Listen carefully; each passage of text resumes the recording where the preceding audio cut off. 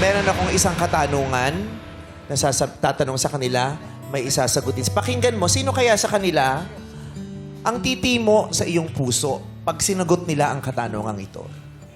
Number 1, bilang accountant, umiikot ang buhay mo sa mga numero. Bilang breadwinner, sa palagay mo, kailan ka naman magiging numero 1 sa sarili mo? Bilang breadwinner, hindi ko iniisip na maging numero 1 ako sa sarili ko kasi lagi kong iniisip yung pamilya ko. Gusto ko maibigay muna yung lahat ng gusto nila, yung luho nila at pangangailangan nila. Saka naman ako.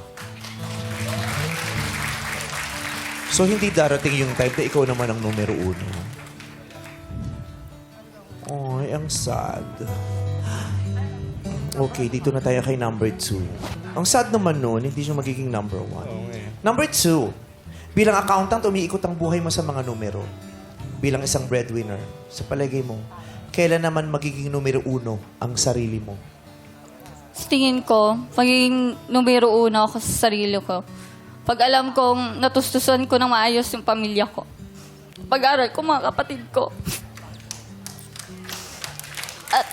At dahil doon, alam ko na magiging numero 1 ako pag alam kong happy sila sa mga ginagawa ko para sa kanila.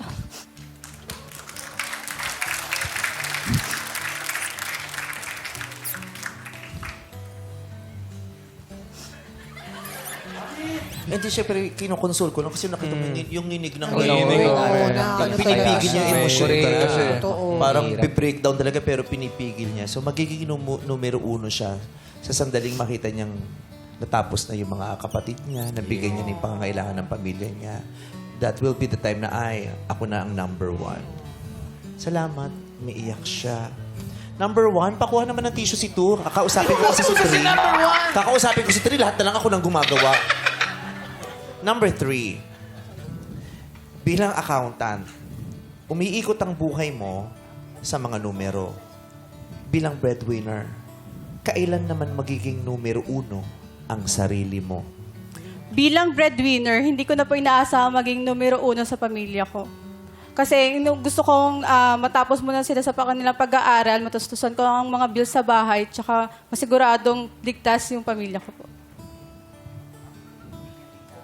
Hindi mo iniisip din maging ikaw naman? Hindi po.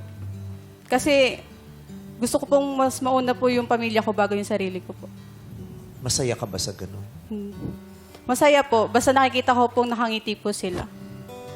Kahit hirap na hirap ka na? Kinakaya po. Sa lahat ba ng oras, kaya mo? Kakayanin po. Ba't ang dami kong tanong sa'yo? Sorry. Ayun, okay. Ayun. Ang hirap yun. Grabe, true breadwinner. Yeah. Well, that saddens me. Yung hindi sila welcome sa thought na, hindi nila wini-welcome sa mga sarili nila yung thought na magiging number 1 naman ako. Yung Hindi na nila hinahangat Oo, na mag-number 1 pa. Family, ibang Puro ibang bigay. bigay. Well, that's snowball, pero malungkot. Diba? Malungkot. Sa palagay mo? Well, feeling ko one day naman, they will eventually reach that time na they will prioritize themselves, they will love themselves. And at the same time, they can still love the people around them. So, feeling ko darating din yung time na yun. Pero kung hindi man niya hinahangat, sana yung kusa na lang yung pamilya niya ang magbigay sa kanya nun. Oh. Naparamdam sa kanya na number 1 ka pa rin sa amin. Yeah. Pero ikaw din, don't allow yourself to always be the last.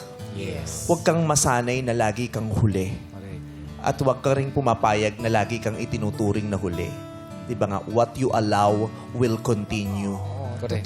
Kung ano yung pinapayagan mong pagturing nila sa'yo, yun din ang ibibigay nila at kasasanayan mo na kahit hindi naman tama o masaya ito para sa'yo. Kasi pwede naman mag-iba yung kwento eh. Pwede niyang ibahin, isulat niya ng iba yung kwento ng buhay niya. Yeah.